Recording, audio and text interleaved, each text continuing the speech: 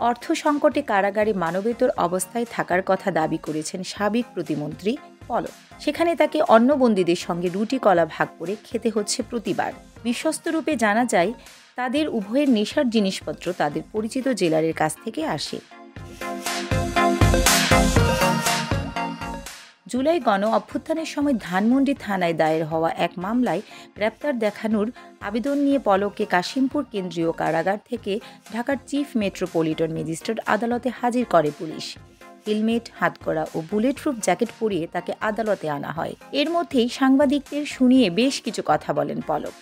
এর আগে অন্য কয়েদিদের সঙ্গে হেঁটে আসার সময়ও বেশ কিছু কথা বলেন তিনি। আইনজীবী ও সাংবাদিকদের উদ্দেশ্যে পলক বলেন, চিড়ামুড়ি খাওয়ারও টাকা নাই তার।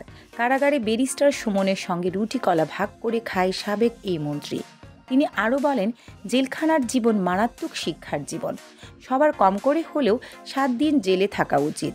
যদি কখনো কারাগার থেকে বের হতে পারি তখনও এই কথা বলবো। এ সময় পুলিশ তাকে কথা বলতে নিষেধ করেন। জবাবে পলক বলেন, আমি কোনো বেআইনি কথা বলছি না। আদালতে কথা বললে রিমান্ড বাড়িয়ে দেওয়া হয় বলেও অভিযোগ করেন পলক। তিনি বলেন, কথা বললেই রিমান্ড বাড়িয়ে দেয়।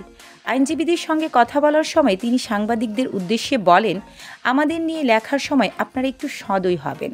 তবে নেশার তথ্য ফাঁস হওয়ার পর থেকে সাংবাদিকরাও ক্ষেপে আছে তাদের উপর।